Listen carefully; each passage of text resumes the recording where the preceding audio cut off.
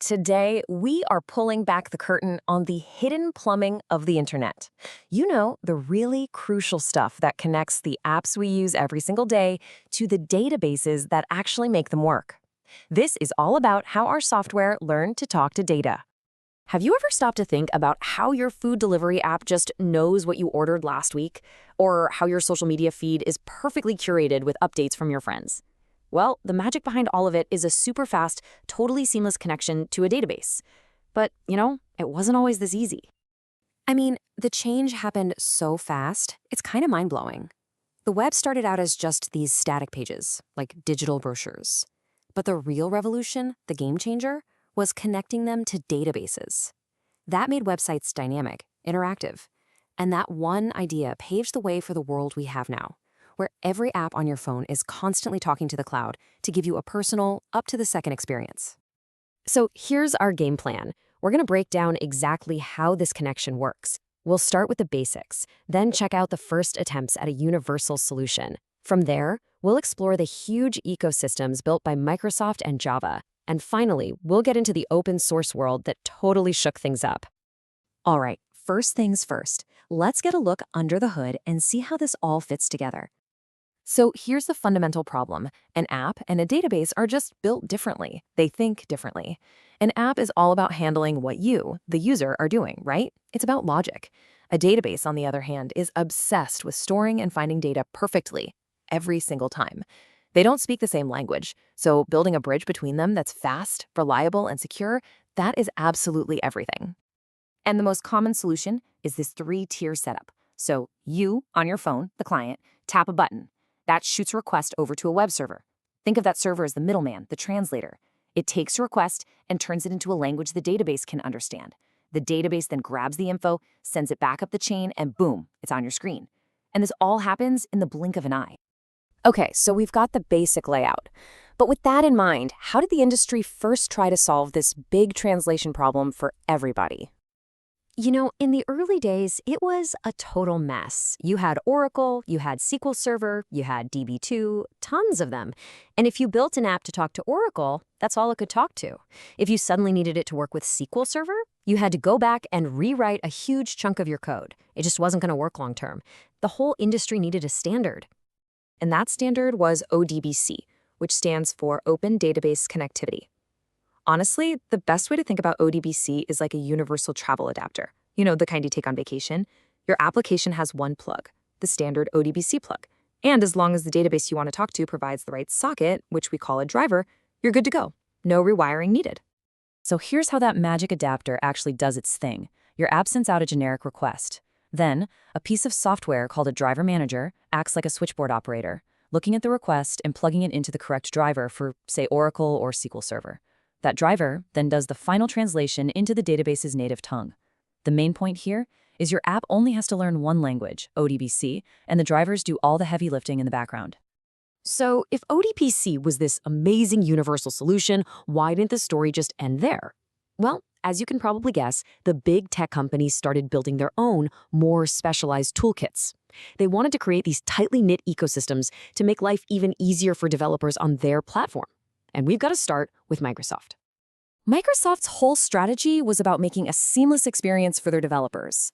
They started with something called OLEDB, super powerful, but also kind of complicated. So, to make it easier, they built another layer on top called ADO, and that eventually evolved into ADO.NET, which is the modern data powerhouse at the very heart of their entire .NET world.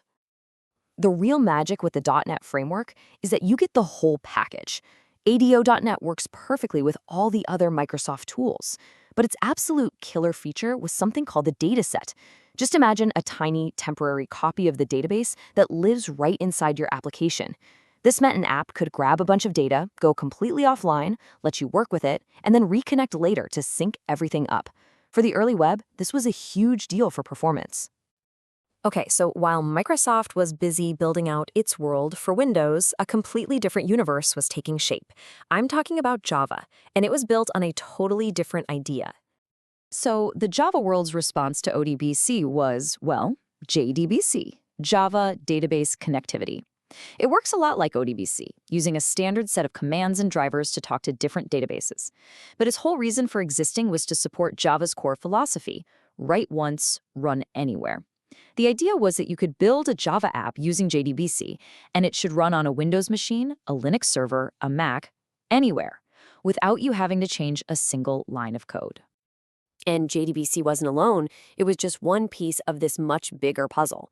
The secret sauce that made it all portable was the Java Virtual Machine, the JVM. You combine that with tools for building web apps like servlets and JSP, and JDBC becomes the critical link that makes sure that Run Anywhere promise works all the way from the user interface down to the raw data. So far, we've looked at two giants, both led by massive corporations. But at the exact same time, there was this incredible grassroots movement building a completely different way to make things for the web. This was the rise of the open source world. See, instead of one company giving you an all-in-one box, the open source idea was about having amazing community-built tools that you could mix and match. This led to super popular languages like PHP and Python, the legendary Apache web server, the MySQL database, and of course, the Linux operating system as the rock-solid foundation for everything. And when people put these pieces together, they created what became famously known as the LAMP stack. Linux for the OS, Apache for the web server, MySQL for the database, and a scripting language, usually PHP, to run the application logic. The LAMP stack was a true game changer because for the first time, you had a complete professional-level development environment that was 100% free.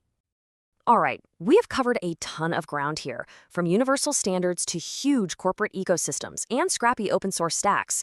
So how do you make sense of it all? How do they really stack up against each other? This table really boils it down beautifully. odbc is all about that universal one-plug-fits-all access. ADO.NET is about being deeply integrated into the Microsoft world, with its special feature being that disconnected dataset we talked about. And JDBC is all about freedom, platform independence, living up to that classic Java mantra, write once, run anywhere. So at the end of the day, it really comes down to three different paths you can take. You've got the Microsoft path, this powerful, tightly controlled ecosystem, perfect for Windows development. You've got the Java path, a framework built from the ground up for portability and big enterprise-level jobs.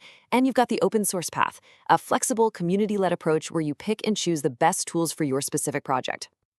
So let's end with a little thought experiment. Let's say your next project is going to be written in Python, and it needs to run on a Linux server. Looking at these three paths, which one would you choose? The answer tells you everything about how a project's needs really drive the technology choices we make. And there you have it, a tour of the standards and technologies that power our digital world. If you found this helpful, please share it with someone who might find it interesting, and make sure you subscribe for more explainers like this one. Thanks for watching.